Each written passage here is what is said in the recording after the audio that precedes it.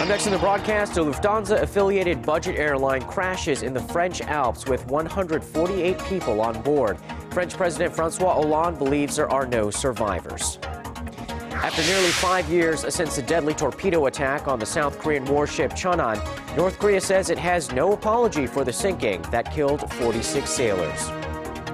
And in a bid to find new profit drivers for the economy, the government plans to invest over $5 billion over the next 5 years on growth engines like smart cars, robots, drones, and wearable devices. Primetime News begins now.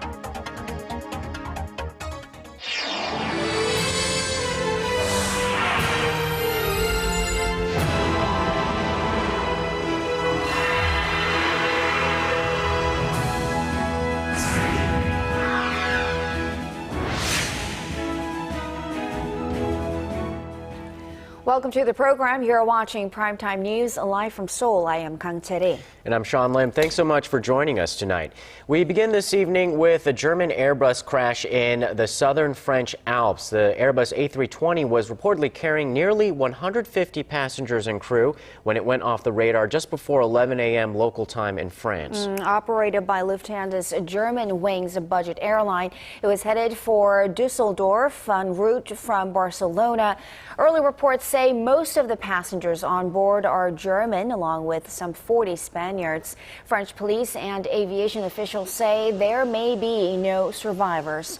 With the word of this crash, French President Francois Hollande urged for hope and solidarity.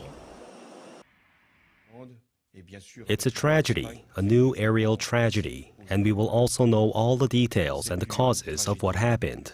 This is a mourning period that we need to overcome because it's a tragedy that has occurred on our land.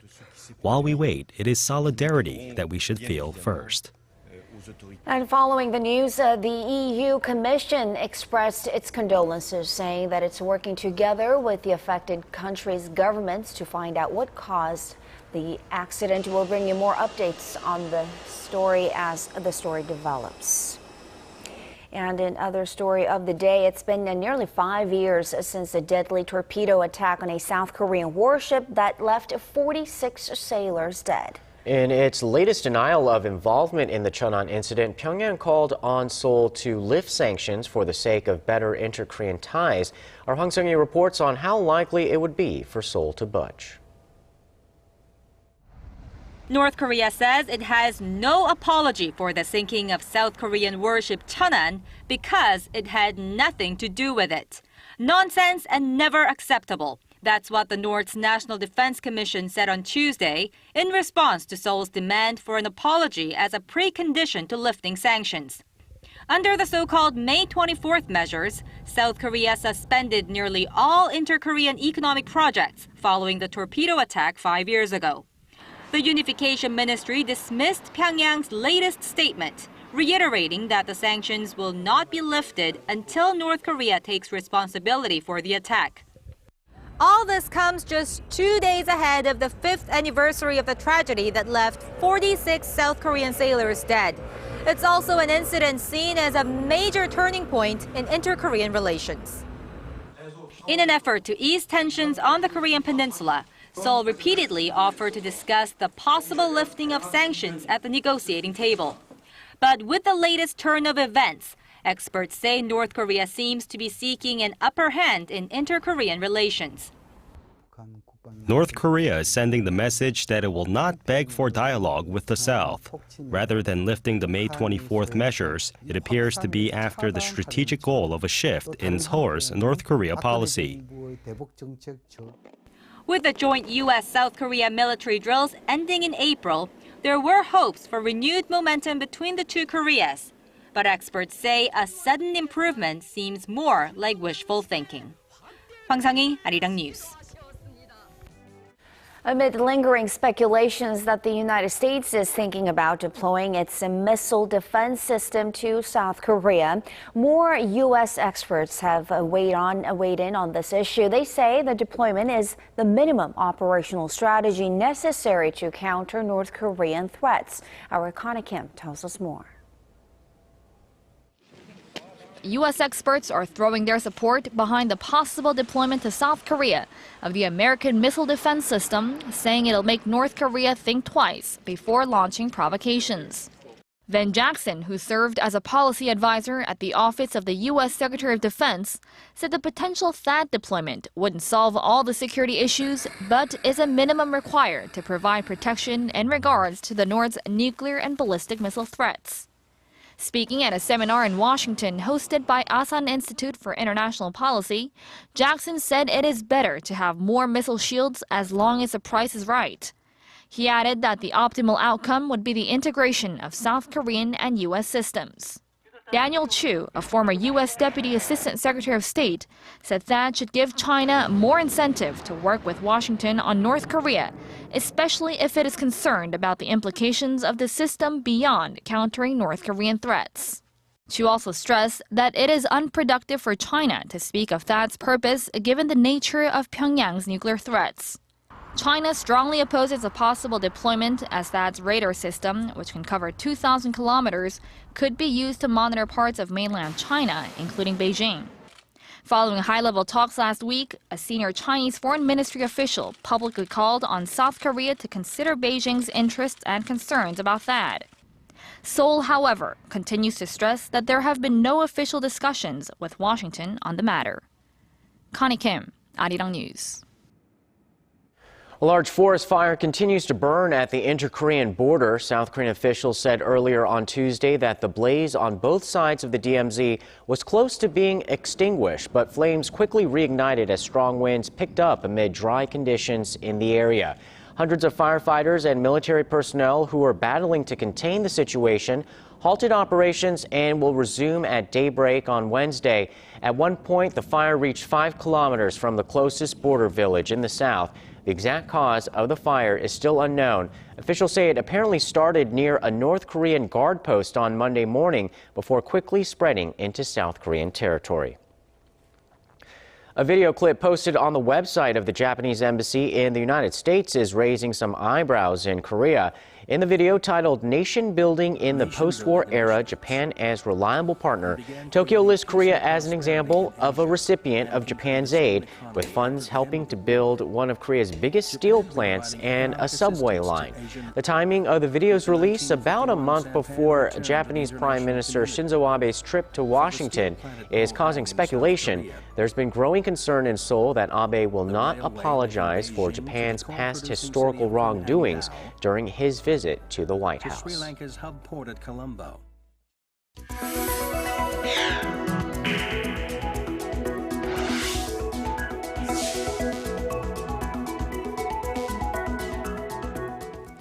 Korea's top central banker says the domestic economy will continue to recover, although there are lingering short-term uncertainties. The low-key rate is one of the many factors contributing to his forecast. Our Hwang Ji-et has the details. Speaking with economic experts on Tuesday, Bank of Korea Governor Lee Ju-yeol said he expects the domestic economy to gain momentum. These comments come after the central bank cut its key rate 3 times in the last 8 months, leaving it at a historic low of 1.75%. Those cuts boosted home transactions and led to a sliding Korean won, raising the price competitiveness of local exporters in the global market. The combination of those factors, along with the government's aggressive stimulus measures and low oil prices, have created favorable economic conditions. Dubai crude prices have dropped nearly 50% from a year ago. The fall in oil prices increases purchasing power. It also pulls down production costs for local manufacturers. The top central banker, however, cautioned against too much optimism, saying short-term uncertainties still linger over global oil prices and the U.S. Federal Reserve policy. The governor cited Fed Chief Janet Yellen's statement that policy decisions will depend on incoming economic data, indicating that the direction of Korea's key interest rate remains flexible based on fresh information. Hwang Ji-et, Arirang News. President Park Geun-hye says the promises made on public employee pension and labor market reforms must be kept to ensure the success of future generations. At a meeting with her senior secretaries today, the president referred to the upcoming deadlines for the reform plans, stressing that the reforms cannot be carried out without cooperation from Parliament and related parties. She called on the administration to meet the deadlines through dialogue and compromise. And for the first time today, President Park met with her special advisors she appointed to strengthen external communication. During a closed-door meeting, the president is reported to have asked for their cooperation on the reforms and listened to their recommendations on politics, security, and public relations. A study conducted by a local think tank says Korea has a lot of social conflict, especially when ranked against other OECD nations. And it says social divisions are now getting in the way of economic growth. Kwon So-ah explains how experts are calling for a new social paradigm. Poor communication between the government and the people, the gap between the rich and the poor, disputes among politicians. These are just a few factors causing social conflict in Korea. According to a recent report, the nation's social conflict index was the 5th highest among 24 OECD nations. Only 4 countries found it more difficult to deal with social conflict than Korea, while many more handle it better than Korea, with Sweden having the least problems. Studies reveal the way a country deals with social conflict is reflected in its economic growth. And they stress the importance of cohesion in areas like politics, economy, and social culture. In fact, a 10% reduction in social conflict is said to increase the GDP per person by around 1.4%.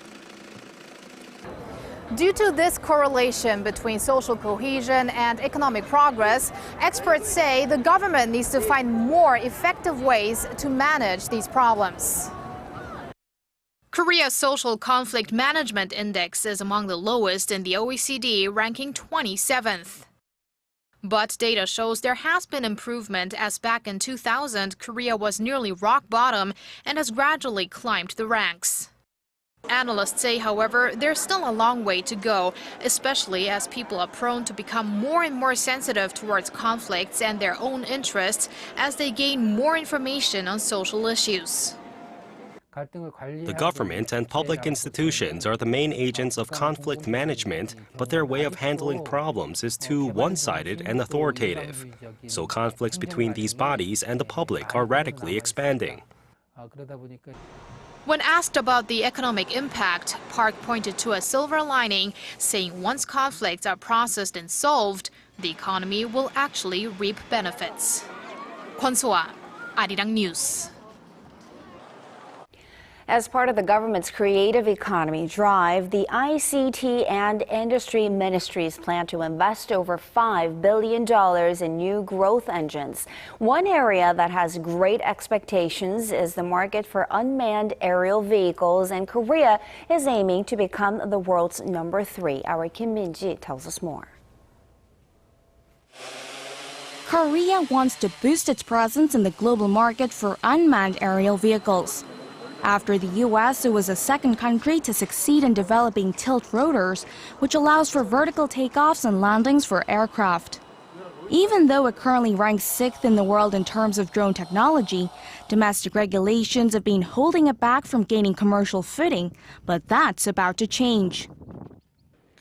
Korea's been behind because there was a lack of demand, but with the introduction of drones in the private sector, we see great potential for growth. We are coming up with new eased regulations to boost the market. This is just one of the industries that is being eyed as a potential future cash cow. The government plans to invest over $5 billion by 2020 on 19 future growth engines, including the robot and smart car industries, as part of its creative economy drive. We plan to increase investment for R&D, ease up regulations that are hindering growth, and create sophisticated management systems to help new tech industries become the pillars of economic revitalization. The plan includes other burgeoning sectors like the Internet of Things and fifth-generation networks, and is expected to be finalized in April after a review by governmental bodies and experts in the private sector. Kim Min-ji, Arirang News. Tuberculosis may be a rare sight in developed countries, but South Korea still has an overwhelming rate when compared with the OECD average. Our Kim Cheonan has more on how the government wants to eradicate this disease in Korea.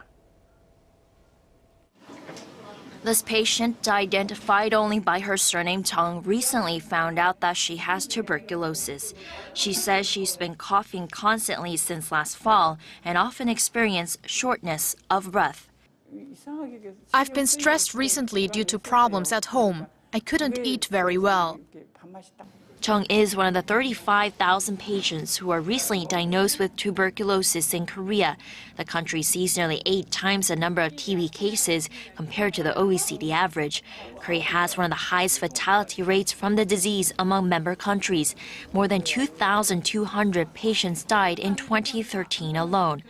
Doctors say it's important to wash your hands thoroughly and detect tuberculosis in its early stages.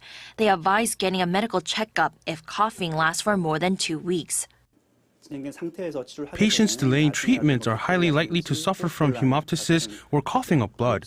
Tuberculosis patients that enter the intensive care unit from cases like these, the mortality rate is close to 100%. In response, the Ministry of Health and Welfare is increasing efforts to eradicate the disease. It's dispatching around 400 medical personnel to community medical centers across the country so that each tuberculosis patient can get more intensive attention.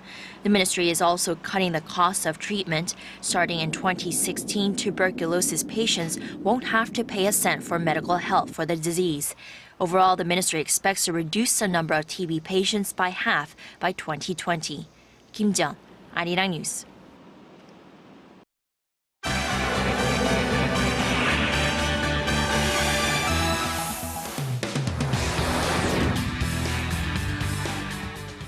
The United States is getting ready for next year's presidential election, and already the first White House hopeful has stepped forward. And it's kicking off what looks to be a rush of candidates throwing their hats into the ring over the coming weeks. For more, we now connect live to our Shin Se-min at the News Center. Se-min, tell us about this first candidate. Yes, he is Texas Senator Ted Cruz, and he's set on taking the White House in 2016. Now, this 44-year-old Republican first announced his candidate campaign with a brief tweet along with a 30-second video with his voiceover, a montage of landmarks and symbols. Cruz is the first serious contender to formally declare his bid. Now, he spoke at this Liberty University in Lynchburg, Virginia on Monday.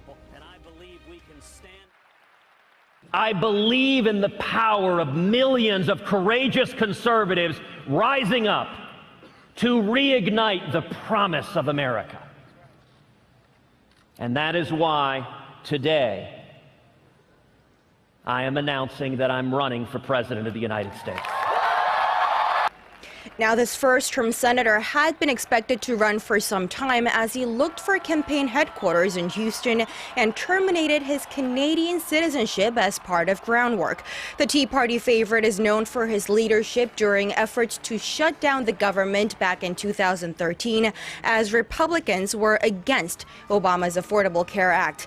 He's also famous for making that symbolic 21-hour speech against it on the Senate floor, and it's looking to be a strong contender against a potential Democratic rival Hillary Clinton, who also hinted at a bid by early next month.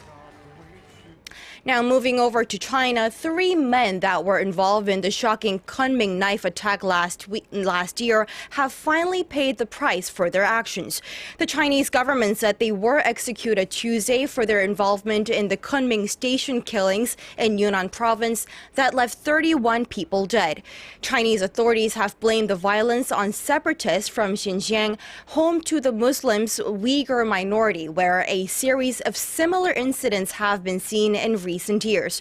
The three were executed on charges of leading a terrorist organization and intentional homicide by the Supreme People's Court.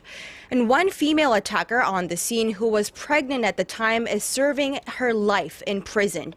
Activists in the region say that the abolition of the local minorities' cultural and religious freedoms is fueling the violence. And it's nearly a week since the deadly jihadist attack at Tunisia's Bardo National Museum. And the museum was planning on reopening this Tuesday, but they scrapped that plan last minute due to security reasons. The Islamic State group's attack killed 20 tourists and 1 policeman. Is the reason why, and the officials at the museum said it cannot take in a large number of visitors yet, but it said it will reopen this coming Sunday. The incident has raised fears over Tunisia's tourism industry and marked the first ever attack claimed by the country's Sunni Muslim extremist group. And those are your international headlines for tonight, and stay tuned for your sports update.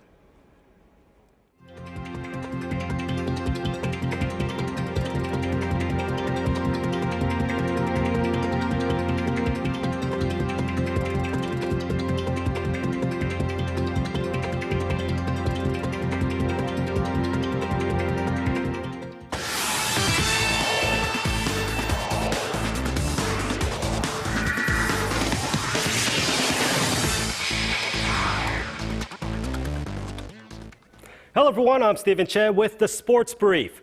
Korea's top swimmer Park Tae-hwan was handed a 1.5-year suspension for failing a drug test back in September. Now the question is, will he ever swim competitively again? SJ Lee has more. Korea's Marine boy Park Tae-hwan, who tested positive for testosterone last fall, was hit with an 18-month ban on Monday following a short hearing at the Switzerland headquarters of the world swimming body, FINA. The ban will remain effective until March 2016. In theory, that means Park could still take part in the 2016 Rio Olympics, but he will certainly miss the 2015 World Championships in Russia this summer. There have been concerns Park would be hit with the maximum 24-month ban, which would have definitely counted him out of Rio. Park maintains that he never knowingly received shots that contained any banned substance. The verdict means all of the swimmer's results after the positive dope test have been declared void, and he will have to give back the 6 medals he won at last year's Asian Games in Korea's western port city of Incheon.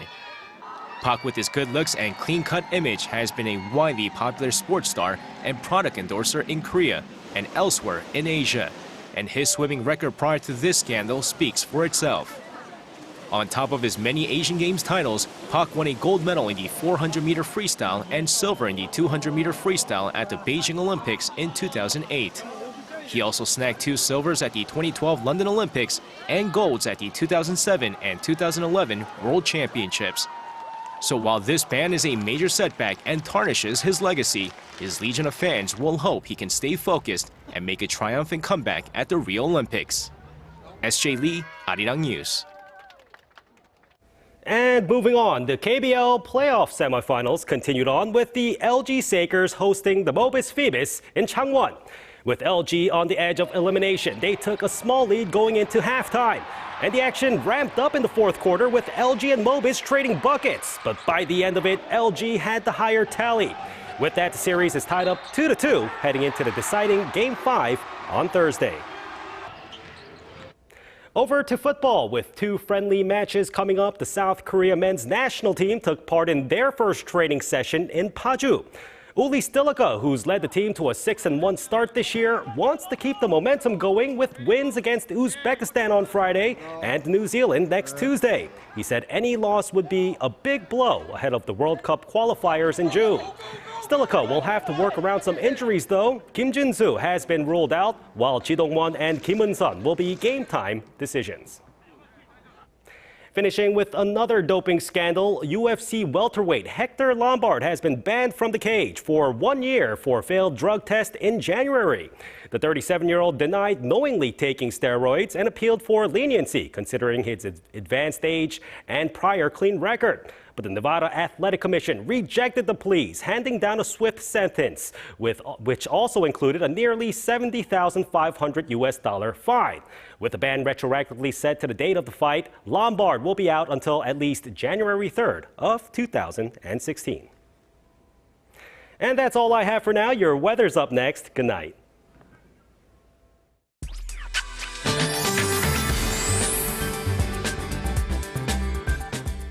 Hello and welcome. I'm Kim Bo-kyung with your weather outlook.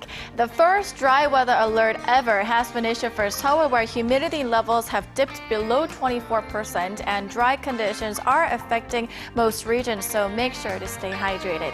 Currently, skies are clear, but due to a cold air sweeping in from the north, wind chills are making it feel about 3 degrees colder than the actual numbers. And it looks like we will start off the Wednesday morning under chilly conditions, but the mercury will rise by the afternoon, reaching above seasonal averages. Other than that, expect at least a 10-degree gap between the day and night.